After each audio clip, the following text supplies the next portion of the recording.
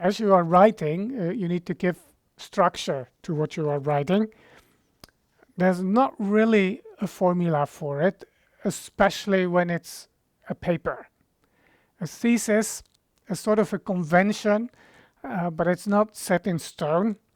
Um, Convention is there will be an introduction at the beginning where the topic is presented and placed in its context of the field.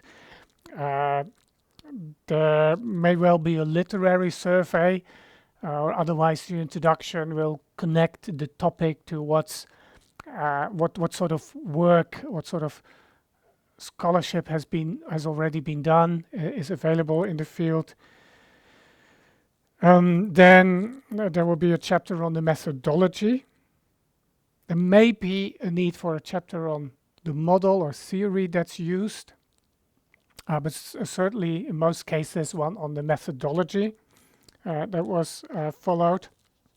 Then there's the results, there's a discussion of the results, and then there's conclusions, and then there's the bibliographical references at the very end. Now, those are very common parts in any thesis, but fact is,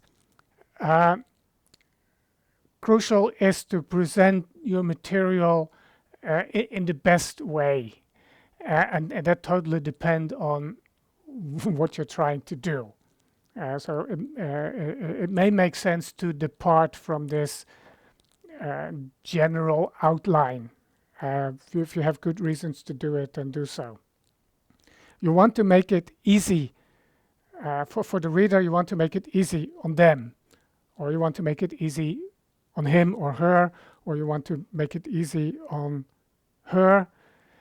I think if you want to make it easy on she, that's still considered wrong. All the other options, gender issues in academic writing, are floating around. As you get going, actually, in many cases, if it's a longer writing project, you don't start at the beginning, you start in the middle. The methodology, since that's so clear, may be the easiest part to write, and then the results, because those also should be clear. So in academic, if it's a larger piece of writing, a report, you may want to start in the middle and keep the introduction to last, actually. But in the introduction, where the reader begins, there should be an appropriate point of departure. You need to define your subject and sort of place it on the map, or give it a context in terms of scholarship, like I did with Isaiah and eschatology, like Francisca had to do with her topic. There seem to be few women in leadership, especially in Christian organizations. Not much empirical research has been done on this, and so there's in the introduction often also a justification for the research project. Why are you engaging in it? Well, there's something missing. There's something that has not been studied and not been studied enough, and you're going to add to this something like this.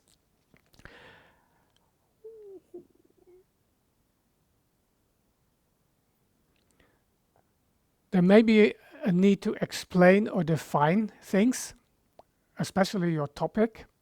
If you're writing women in leadership, that doesn't need a definition. But if you write on original sin, maybe it's good to state what you understand under that term. So there may be a need to define something. I recently read a very thick book, 2 volumes, by someone on violence in the Old Testament. There was no definition in the book of violence. The author explicitly uh, decided, explains in his book, or states in his book, that he does not offer this. And to the last past, to the last page of this book, he left me wondering where exactly he draws the line. Uh, I don't think this is good practice. If you're going to write about violence in any sort of context, uh, it needs at least a working definition of what you consider violence. Uh, is verbal violence included? Are you making a distinction between unlawful violence as something purely negative and legitimate use of force? Is there such a thing? Where are the boundaries around this idea, violence? If something like this is your subject, probably needs a definition in the introduction. You don't need to define or explain obvious things. It may be helpful to give dates for historical individuals. If you're going to refer to certain church fathers, it may be helpful for the reader to know that they lived from then to then. If you do it for one, do it for all. Or for Roman emperors, for instance. But then again, there's always exceptions, as it needs some sense, some judgment. You don't need to give a date for Jesus, for instance. Apart from the fact that we're not entirely sure what the dates are, even so, that may be assumed as common knowledge. But for other people, that may be useful information. It's always a matter of judgment. What is helpful? What is necessary? Which terms need to be defined, and which are either common knowledge or are not so important that you want to write about them. That needs a judgment.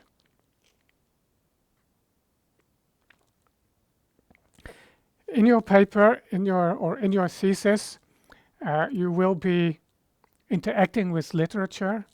Presumably, you will summarize other people's view, in part through quotations. It won't do to just have a list or a string of quotations from different sources. You need to do something with them. Evaluate them, point out weaknesses or strengths, where do you agree, where do you disagree, be critical, evaluate and interact with the quotations. Exception is perhaps a literature survey, but even there's room for some critical reflection and for bringing it together to present a synthesis. It won't do to just have, these are the different views. Person A believes this, person B believes that, person C has argued that. What's the interaction between them, and where do you stand in this, or where does the subject stand? At this point, the introduction or in the literature survey, it's perhaps too early for you to take a clear position, but at least seek to come up with a summary conclusion of where the field stands or where the debate is at. Is it a cul-de-sac, a dead end, no more progress being made, the lines drawn, and people aren't listening to each other anymore, and it's time for a no argument? For instance, do something with the quotations and the summaries that you include in your text. And any quotation, any information, anything you include in your paper needs to contribute to it. Why is it there? Does it really add something to it? If it's just fascinating or powerful or impressive quotation that you use and that you really like, but it's not integrated. It doesn't really contribute anything to your argument. It probably shouldn't be in there.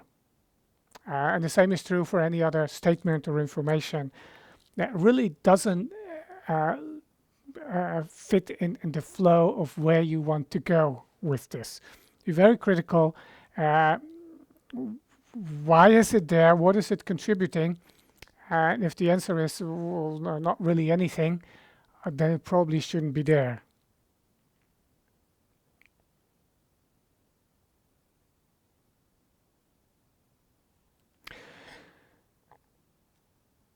In this part of your writing where you interact with others, so that's not the methodology, that's not result, it may be the discussion where you come back to other people's views.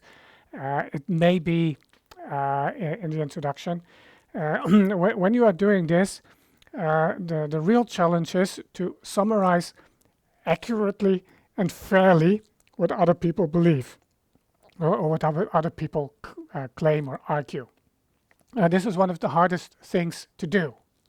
It's very easy to draw a caricature of a position you disagree with, ridicule it explicitly or implicitly, and say, well, obviously this is nonsense. Probably, but it's at the same time, it's probably not what the other person really believes. You've drawn a caricature. This is often called a straw man. You've put up this straw man. You pretend that this is the author you disagree with, and so here you go, and you throw stones at the straw man, and perhaps set him ablaze, burn him to ashes, and you think that you've done a great job, but really, if your opponent would read what you have written, probably he's going to say, I don't recognize myself. That's not what I believe. That's not what I have said. To accurately and fairly summarize a view you disagree with is very difficult. To put the best face on it and then to point out how and why you disagree with it, that's a hard thing to do, but it is an important aim to strive for. Be fair, be accurate in your representation of other views. For instance, when it comes to the atonement, there's people who do very much dislike the idea of a penal substitution, the idea that Jesus had to die to appease God's wrath, taking our punishment upon himself in terms of appeasing God's wrath. And they call this child abuse, divine child abuse. Well, maybe that's good polemics, but it's not a very fair or accurate representation of penal substitution. I don't think anyone who holds that view will feel this accurately and fairly represents what he actually believes. Another example, if you don't believe in predestination and you're going to write about Calvin or Calvinists, it's very easy to misrepresent the Calvinist view. Or if you happen to be in that camp, the same applies if you're writing about Armenian groups and what they believe. The same principles or the same tendencies show up. Actually, it's not easy. I've not often seen a good summary or representation of Calvinism in the writings of those who reject him and the same in opposite ways. It's really not so easy to fully understand. It's more complex and more sophisticated. What Kelvin stood for, whether you agree with it or not, is secondary. It's not so easy to really state it and summarize it in a way that does full justice to it. And yet that's what we need to strive for in academic writing.